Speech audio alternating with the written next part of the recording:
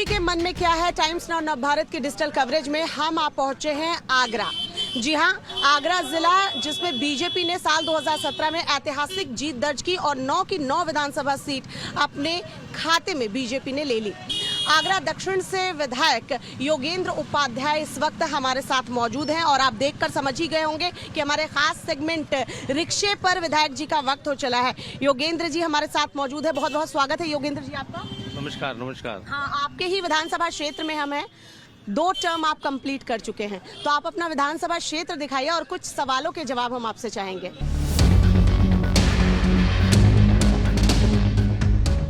2 term आप complete कर चुके हैं, तो 10 सालों का वक्त आपने दे दिया है। अगर इन 10 सालों की मैं बात करूं तो जब आप विधायक बने थे उस समय से ये 10 सालों का सफर कैसा रहा और कितना काम आपने किया, क्या क्या? ऐसा है, जब मैं विधायक बना तो आगरा में पानी की बहुत बड़ी समस्या थी। 150 MLD मैक्सिमम पानी उपलब्ध हो सकता था आगरा के जल संस्थान को, जबकि 400 MLD की आगरा की पब्लिक की डिमांड थी। तो पानी ही नहीं था, पानी की ज़रूरत थी। तो पानी का स्थायी निदान के लिए मैंने एक प्रोजेक्ट पड़ा हुआ था ठंडे बस्ते में, गंगा जल प्रोजेक्ट, उसको पुनर्जीवित कराया। उसके लिए मैंने सड़क से लेकर सदन तक संघर्ष किया और तत्कालीन सरकार को बाध्य किया कि उस प्रोजेक्ट को पुनर्जीवित करें। आज पानी की समस्या नहीं है, क्योंकि 350 MLD गंगा जल प्रतिदिन आगरा को मिलता है और 150 MLD यमुना जल, 400 MLD की ज़रूरत है। आज पानी की समस्या का निदान हुआ, घर घर गंगा जल आ रहा है इस समय।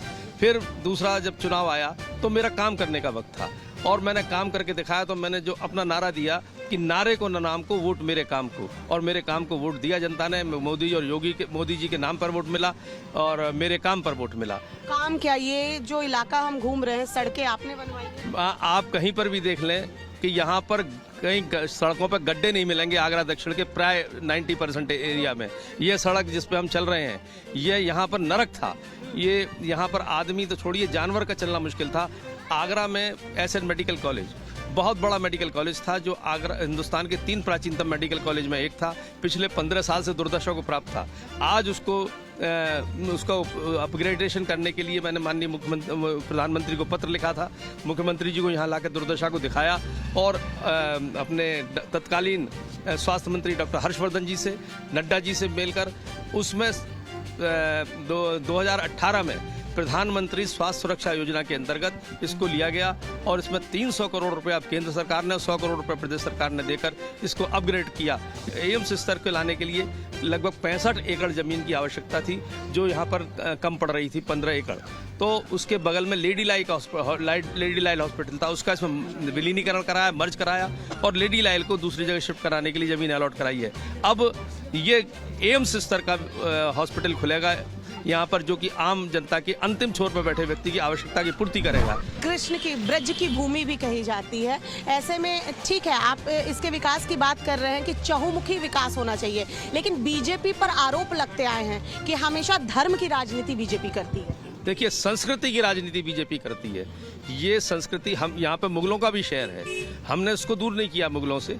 यहाँ पर एक म्यूजियम है, छत्रपति शिवाजी महाराज के नाम पर म्यूजियम बन रहा है, जिसमें मैंने जो सुझाव दिया है सरकार को, और सरकार ने उसको माना भी है कि प्राचीन आगरा से अर्वाचीन आगरा तक उसमें दर्शाया जाएगा। एक आगरा शहर था ऋषियों का आगरा, एक आगरा था क्रांतिकारियों का आगरा, एक आगरा था शिक्षाविदों का आगरा, एक आगरा शिक्षा केंद्र का आगरा। आगरे में अटल जी हुए, आगरा में दीनदयाल उपाध्याय जी पढ़े, आगरा में चौधरी चरण सिंह जी जैसे लोग पढ़े, इनका आगरा। तो ये सब उस म्यूजियम में हो, तो ये विकास कोई धर्म का विकास नहीं है, आगरे के कल्चर का विकास है। उसमें मुगलकालीन कल्चर भी है और हमारी ब्रज संस्कृति का भी कल्चर है, जो हमारी धरोहर है, हमारी आत्मा है। तो हम उस आत्मा को कैसे अपने शरीर से निकाल सकते हैं? देखिए, मेरी कार्यशैली है जो दिन प्रतिदिन की, पहला कि जनता से सतत संपर्क।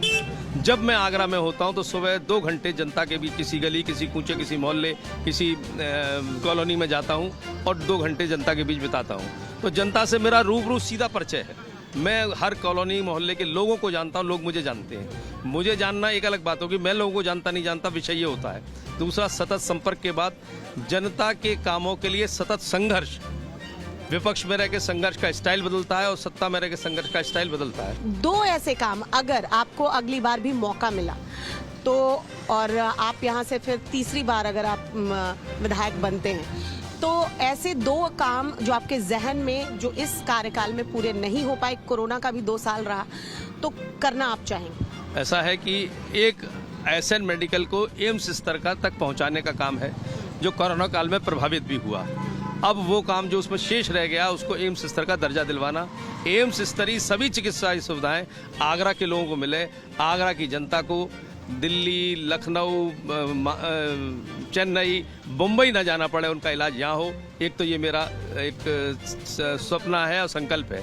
ऐसे ही दूसरा कि शिवाजी महाराज की स्मारक को डेवलप करना, ये माननीय योगी जी ने इसको परचेज करने की, इस कोठी को परचेज करने की बात कर ली है। तीसरा गीता गोविंद वाटिका वो पूर्ण हो जाए, वो जब अपना रूप ले लेगी तो आगरा में वृंदावन दिखेगा, आगरा में गोवर्धन दिखेगा, आगरा में मथुरा दिखेगा और आगरा में कृष्ण लीलाएं दिखेंगी। जनता काम का रिकॉग्निशन देती है, जनता कभी एहसान फरामोश नहीं होती, ये महसूस होता है, जनता काम का रिकॉग्निशन देती है।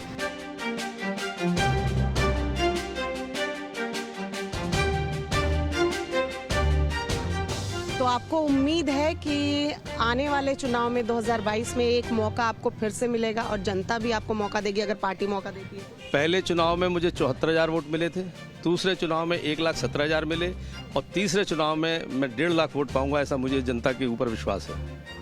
बहुत बहुत शुक्रिया योगेंद्र उपाध्याय जी, अपना वक्त निकालने के लिए, हमसे बातचीत करने के लिए। हमारे खास सेगमेंट रिक्शे पर विधायक जी में आज आगरा दक्षिण से हमारे साथ योगेंद्र उपाध्याय जो बीजेपी के विधायक हैं मौजूद थे। इन्होंने अपने विधानसभा क्षेत्र में घूमकर हमें दिखाया कि पिछले 10 सालों में जो दूसरा टर्म इनका कंप्लीट हो रहा है, 10 साल के कार्यकाल में क्या कुछ काम इन्होंने किया है और ये पूरी उम्मीद है इन्हें कि आने वाले चुनाव में न सिर्फ पार्टी इन पर भरोसा दिखाएगी बल्कि यहाँ क्षेत्र की जनता भी इन्हें भारी मतों से जिताएगी। अब तो ये आने वाला वक्त ही बताएगा कि 2022 में क्या कुछ होता है। अगले शहर में मुलाकात होगी, बात होगी रिक्शे पर, हमारे साथ वहां विधानसभा क्षेत्र के कोई और विधायक होंगे। आप देखते रहिए टाइम्स नाउ नव भारत का डिजिटल प्लेटफॉर्म।